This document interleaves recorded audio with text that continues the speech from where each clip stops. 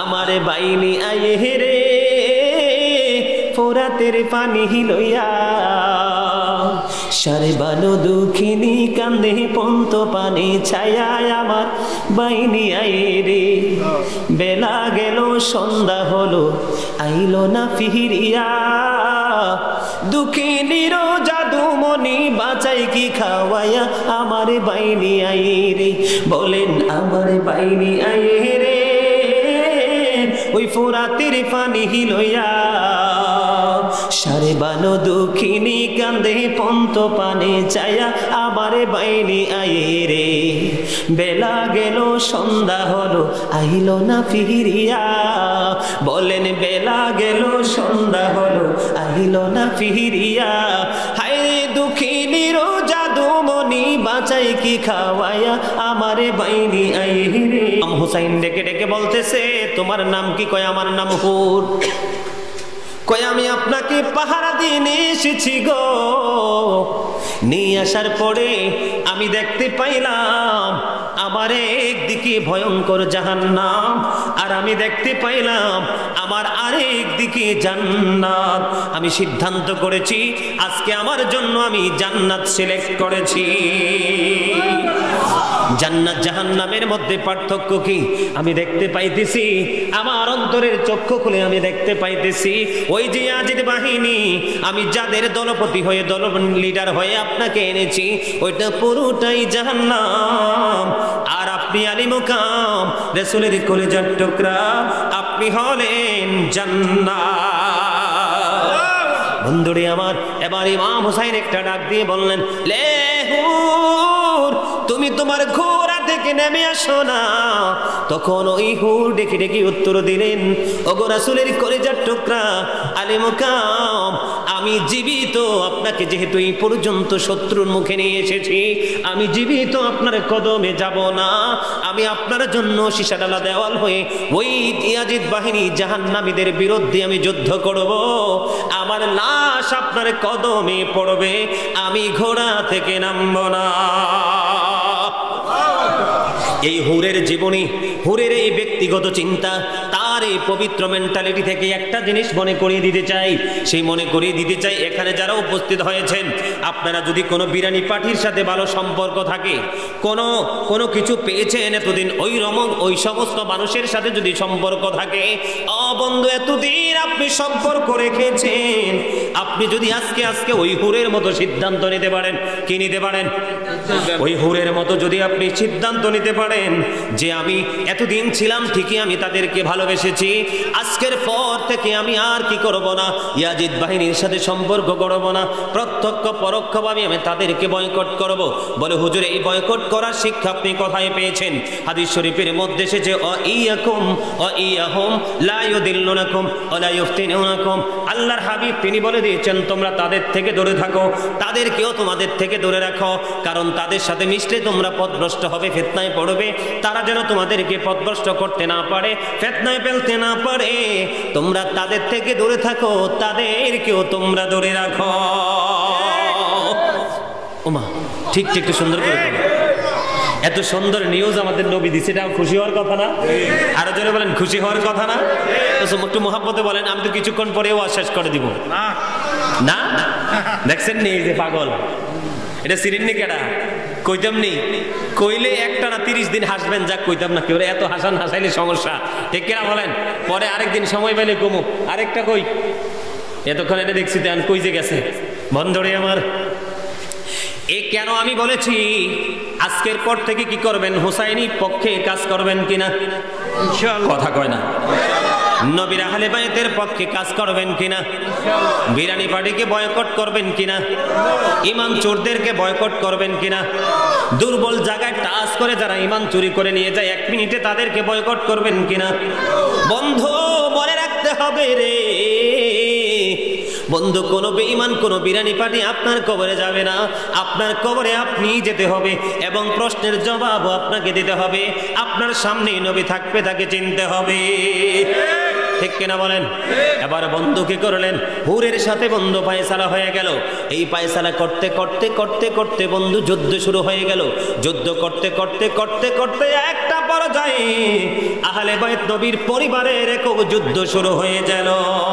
সর্বপ্রথম কে দাঁড়িয়েছেন? সর্বপ্রথম দাঁড়িয়েছেন হযরত আলী আকবর, ঠিক কিনা? নবীর আহলে বাইতের এদিকে তাকান, কয়দিন পানি নাই? আমার বাইনি আয়ে রে ফোরাতের পানি লইয়া, সারে বানো দুঃখিনী কান্দে পন্ত পানি ছায়া, আমার বাইনি আয়ে রে। বেলা গেল সন্ধ্যা হলো আইলো না ফিরিয়া, দুঃখিনীর জাদুমণি বাঁচাই কি খাওয়াইয়া, আমার বাইনি আয়ে রে। বলেন আমার বাইনি আয়ে রে ওই ফোরাতের পানি লইয়া, সারে বানো দুঃখিনী কান্দে পন্ত পানে চায়া, আমার বাইনি আয়ে রে। বেলা গেল সন্ধ্যা হলো আইলো না ফিরিয়া, বলেন বেলা গেল সন্ধ্যা হলো আইলো না ফিরিয়া, হায় দুঃখিনীর জাদুমণি বাঁচাই কি খাওয়াইয়া, আমার বাইনি আয়ে রে। জোরে জোরে বলেন না আল্লাহু আকবার। বন্ধু তোমরা জানো না ইয়াজিদ বাহিনী কত নিষ্ঠুর রে, কত পাষাণ রে। ওরা মহিলাদের ইজ্জত নিতে তারা একটা সেকেন্ড দেরি করে না, ঠিক কিনা বলেন? মা বোনদের ইজ্জত নিতে দেরি করে না, তারা মানুষকে হত্যা করতে বন্ধু দেরি করে না, মদ পান করে নেশা করে সেন্সলেস করে তাদেরকে ধ্বংস করতে বন্ধু দেরি করে না। তাদের সামনে যদি মানুষ মৃত্যুবরণ করে রে, তাদের কলিজায় একটু বন্ধু মায়া লাগে না। ইয়াজিদ বাহিনী, আপনারা আমার কথা বিশ্বাস করবেন কিনা জানি না, আপনারা আজকের পর থেকে তালাশ করতে থাকবেন। ইয়াজিদ গ্রুপের সন্তান যদি বড় মুহতামিম হয়, তার হাত থেকে বাবা মাও রেহাই পায় না। বাংলাদেশে অনেক দলিল আছে, আপনাদের আশেপাশে এমন খবর আছে কিনা জানি না বন্ধু। ইয়াজিদ বাহিনী যত বড় মসজিদের ইমাম সাহেব হোক, যত বড় বক্তা হোক, যত বড় হোক, ভাইয়ের হক মারতে নষ্ট করে না, কি করে না? মায়ের গায়ে হাত তুলতে নষ্ট করে না, বাবাকে পিটাইতে বন্ধু দেরি করে না। বন্ধু সামনে আপনি গড়াগড়ি দিয়ে আপনি মাঠে মারা যাবেন, পানি তৃষ্ণায় আপনাকে একটা ফোঁটা পানি দেবে না, তবে তাদের স্বার্থের জন্য তারা সব দিতে প্রস্তুত, ঠিক কিনা বলেন? ইয়াজিদ বাহিনীর শুধু হলো তাদের দুনিয়া, তাদের ভোগ বিলাস, তাদের দুনিয়ার আরামায়েশ, কিন্তু তারা জানে না কোরআনকে ভালো করতে পড়ে জানে না, কারণ তারা নবীর পক্ষের আয়াত তেলাওয়াত করে না, আহলে বাইতের পক্ষের আয়াত তেলাওয়াত করে না, তাদের পক্ষের আয়াতগুলো তারা বন্ধ গ্রহণ করে। কোরআন শরীফের এই যে আমার পাশে হাফেজ সাহেব বসে আছে, কোরআন শরীফে বন্ধ সূরা আলে ইমরান 185 নম্বর আয়াতের শেষ অংশে আল্লাহ বলে দিয়েছেন, ওয়ামাল হায়াতুদ দুনিয়া ইল্লা মাতাউল গুরুর, দুনিয়ার জীবন একটা ধোঁকা ছাড়া কিছুই না। ইমানদারদের টাকা পয়সা নাই, কিন্তু তারা যুদ্ধ চালিয়ে যাচ্ছে, তাদের দুনিয়া যেমনি ভাবে চলে যাক, পরকাল কিন্তু কোনো সমস্যা নাই। কিন্তু বন্ধু মুনাফিকরা ইয়াজিদ বাহিনীদের দুনিয়ার বিলাসিতা, মরার পরে তাদের জন্য কোনো পুরস্কারের খবর নাই, ঠিক কিনা বলেন? বন্ধুরে আমার এদিকে তাকান। আলী আকবর কি করলেন? বাবার কাছ থেকে অনুমতি চাইলেন, বাবা গো, ওগো বাবা আমাকে অনুমতি দাও না, আমি যুদ্ধের ময়দানে যাব। ওগো বাবা অনুমতি দাও না, আমি যুদ্ধের ময়দানে যাব, সত্যের সন্ধানে বের হয়ে যাব, সত্যকে প্রতিষ্ঠিত করে সত্যবোধের প্রতীক হয়ে আমি জীবন দিয়ে দেব। এবার আলী মোকাম কি করলেন? ইমাম হুসাইন রাদিয়াল্লাহু তাআলা আনহু কপালে চুমু খাইলেন, চুমু দিয়ে বাবাকে বিদায় দিলেন, যাও গো বাবা তুমি সত্যপথের যাত্রী হয়ে যাও। এবার তিনি কি করলেন বন্ধু? যুদ্ধের ময়দানে চলে গেল। যাওয়ার পরে ইয়াজিদ বাহিনী কি করেছে দেখেন, এখানে কিন্তু বর্তমান প্রেক্ষাপটের সাথে ওই আলী আকবরের যুদ্ধের সাথে একটা জিনিস মিলে যায়। একটা পয়েন্ট বলবো কি বলবো না?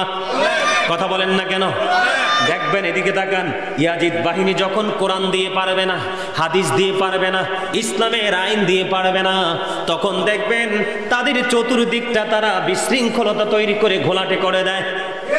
কথা বলেন না কেন? আছে না নাই? আজকের পরে এগুলো আমার কথাগুলো বন্ধু আপনারা যাচাই বাছাই করে করে আপনারা এগুলো পরিদর্শন করবেন। ঠিক তেমনটি করেছিল আলী আকবর যখন যুদ্ধের ময়দানে গেল। ইয়াজিদ বাহিনী প্রচুর রুদ্রের তীব্রতা ছিল।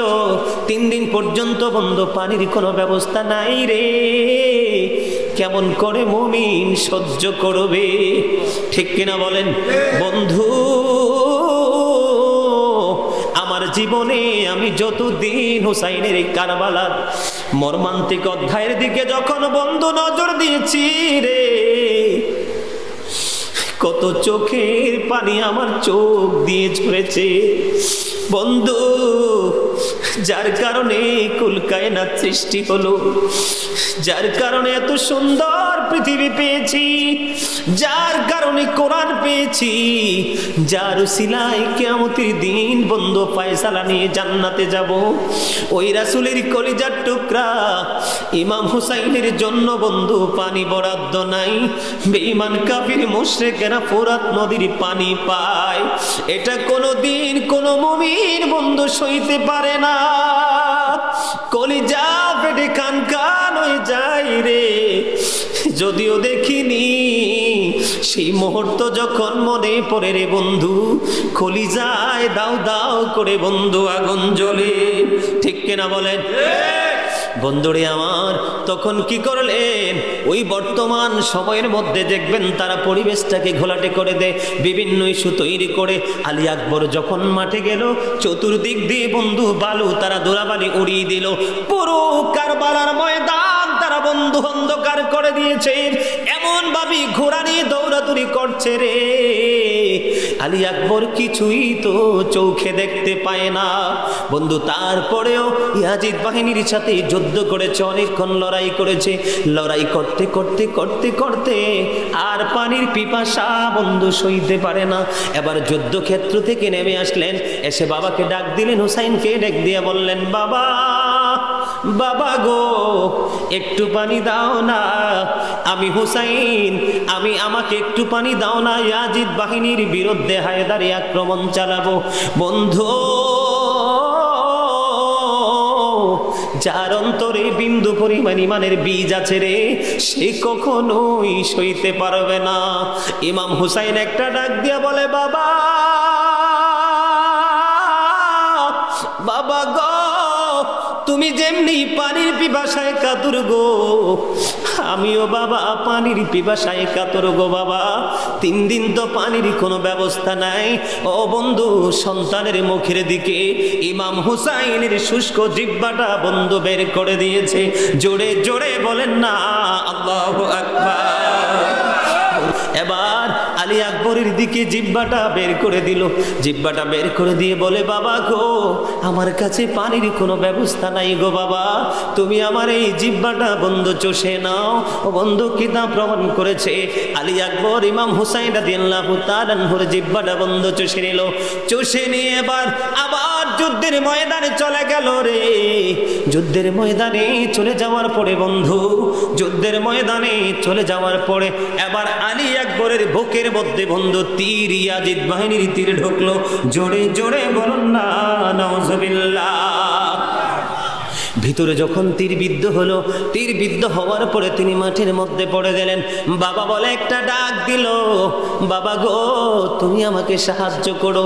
এবার ইমাম হুসাইন দৌড়ে চলে গেলেন, বাবা আমার বুকের ভিতর থেকে তুমি তীরটা খুলে নাও গো, ইয়াজিদ বাহিনীর সাথে আমি লড়াই করব গো বাবা। আর তো আলী আকবর উঠতে পারবে না, কারণ বন্ধু এই মরুভূমির মধ্যে, ও বন্ধু, কারবালার ময়দানে রক্তের বন্যা বয়ে গেল। ও বন্ধু, সঙ্গে সঙ্গে আলী আকবর শহীদ হয়ে গেছে। ইন্না লিল্লাহি ওয়া ইন্না ইলাইহি রাজিউন। এবারে বন্ধু কি করলেন? ইমাম হুসাইন আলী আকবরের এই পবিত্র দেহ নিয়ে তাবুর দিকে যখন রওনা হলো, কিতাব প্রমাণ করেছে যখন আলী আকবর যখন শহীদ হয়ে গেছে, তার পূর্বক্ষণে ইমাম হুসাইনের মাথার একটা চুল দাড়িও বন্ধু পাকে নাই। ইমাম আলী আকবরের এই পবিত্র দেহ উনি উঠাইতে দেরি, ওনার চুল দাড়িগুলো পাইকা সাদা হইতে দেরি হয় না। জোরে জোরে বলেন আল্লাহু আকবার। এবার হাসান রাদিয়াল্লাহু তাআলা আনহুর শাহজাদা, এর নাম কি জানেন? কাসেম। হযরতে কাসেম রাদিয়াল্লাহু তাআলা আনহু তিনি বললেন, চাচা গো, ও চাচা, আমার ভাই তো সত্যের সৈনিক হয়ে জীবন দিয়ে দিল। ও চাচা, সত্য পথের পথিক হওয়ার জন্য আপনি আমাকে অনুমতি দিন। অনেক কথোপকথন হলো তাদের মধ্যে, পরে হযরতে কাসেম রাদিয়াল্লাহু তাআলা আনহু অনুমতি নিল। অনুমতি নেওয়ার পরে উনিও বন্ধু শহীদ হয়ে গেল। ইন্না লিল্লাহি ওয়া ইন্না ইলাইহি রাজিউন। ছোট্ট ছেলে ছেলে আলী আসগর। আমাদের দেশে অনেক উলামায়ে কেরাম বলে ইয়াজিদের কাছে নাকি পানি চেয়েছিল আলী আসগরের জন্য। একেবারে ডাহা মিথ্যা কথা। হয়তোবা তার বিবেক, তার বুদ্ধি, তার চিন্তার মানে পরিবর্তন, অবনতি হয়েছে। এই জন্য যে সত্যের জন্য জীবন দিতে পারে, যে সত্যের জন্য সব উৎসর্গ করে দিতে পারে, সে কোনোদিন একটু পানির জন্য ইয়াজিদ বাহিনীর কাছে মাথা নত করতে পারে না। ঠিক না বে ঠিক? কথা বলেন না কেন? এরকম মনে হয় কি হয় না? আরো জোরে বলেন। বন্ধুরে আমার, এবার কি করলেন? আলী আসগর শহীদ হলো। উনি শহীদ যাওয়ার পরে সর্বশেষ ইমাম হুসাইন রাদিয়াল্লাহু তাআলা আনহুর শাহাদাতের পালা।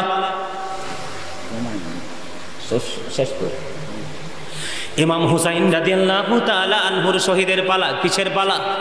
ইমাম হুসাইন রাদিয়াল্লাহু তাআলা আনহুর শহীদের পালা। বন্ধু, ইমাম হুসাইন যখন কারবালার ময়দানে চলে গেল, এককভাবে আক্রমণ করার সাহস কারোর হয় না। তারপরে হঠাৎ করে সবাই মিলে সিদ্ধান্ত করে চতুর্দিক দিয়ে যখন আক্রমণ চালানোর পরে বন্ধু, যুদ্ধের শেষের দিকে ইমাম হুসাইনের বুকের উপর যখন শিমর বসলো। কে বসলো? সীমার যখন বসলো, এবার সীমারকে হুসাইন ডেকে বলে, রে সীমার, এখন তো নামাজের সময়। কিসের সময়? এখন তো নামাজের সময়। আমি তো শহীদ হয়ে যাব, আমাকে জীবনের শেষ সেজদাটুকু দেওয়ার সুযোগ করে দাও। এবার কি করলেন? তিনি নামাজ পড়লেন। আমাদের দেশে অনেক হুসাইনের প্রেমিক আছে, নবীর প্রেমিক আছে, আজান দেওয়ার পরে নামাজে যায় না। ঠিক কিনা বলেন? এটা কখনোই প্রেম হতে পারে না। ঠিক না বে ঠিক? এবার তিনি নামাজ পড়লেন। নামাজ পড়ার পরে সীমার যখন তাকে শহীদ করার জন্য বুকের উপর বসলো, এবার সীমারকে ডেকে বলল, রে সীমার, তুই তোর একটু বুকের জামাটা খুলে আমাকে দেখা। এবার সীমার বুকের জামা খুললেন। বুকের জামা খোলার পরে এবার সীমারের বুকের দিকে যখন নজর দিয়ে বন্ধু চাইয়া দেখে সীমারের শরীরের মধ্যে শ্বেত চিহ্ন দেখা যায়, যেটাকে আমরা বর্তমানে বাংলাদেশে কুষ্ঠরোগ বলি, শ্বেত রোগ বলি। এটাকে হাদিস শরীফের মধ্যে বলা হয় ডবল। ঠিক কিনা? ডবল রোগ। কি রোগ? বন্ধুরে আমার, এটা কুষ্ঠরোগ, আমরা বলি শ্বেত রোগ। এই শ্বেত চিহ্ন যখন দেখা গেল, এবার ইমাম হুসাইন একটা ডাক দিয়ে বলল, রে সীমার, আমার নানা তো আমাকে সাদা চিহ্নের কুকুরের সংবাদ দিয়ে গেছে। আমার নবী বলেছেন, আমার নানা বলেছেন, সাদা চিহ্নের কিছু, শ্বেত চিহ্নের কিছু কুকুর আমার আহলে বাইতের দিকে নজর দিচ্ছে, আমার আহলে বাইতকে কলিজার টুকরাকে হরণ করে নিয়ে যাচ্ছে। রে সীমার, তুই তো সেই বদকিসমত রে, যে তুই আমাকে শহীদ করতে এসেছস। বন্ধু, কথাবার্তা শেষ হয়ে গেল। ইমাম হুসাইন রাদিয়াল্লাহু তাআলা আনহু শহীদ হয়ে যায়। জোরে জোরে বলেন না, ইন্না লিল্লাহি ওয়া ইন্না ইলাইহি রাজিউন। একবার বলেন নাউজুবিল্লাহ। সত্যের কাছে মাথা নত করেছে? অন্যায়ের কাছে মাথা নত করেছে? করেননি। সম্মানিত উপস্থিতি, রাত্র 12টা হয়ে গেছে। ইমাম হুসাইন রাদিয়াল্লাহু তাআলা আনহুর শহীদের পরে ওনার মাথা মোবারক থেকে ধরে একবারে ইয়াজিদের বাড়ি পর্যন্ত আরো বিশাল আলোচনা রয়েছে। যদি আপনাদের সুযোগ থাকে আগামীকালকে উনাইশর যাবেন, আমি ওখানে সবার আগে চেষ্টা করবো ইমাম হুসাইন রাদিয়াল্লাহু তাআলা আনহুর শাহাদাতের পরের অংশটাকে নিয়ে আলোচনা করার জন্য। রাত্র 12টা হয়ে গেছে। সম্মানিত উপস্থিতি, মিলাদ করতে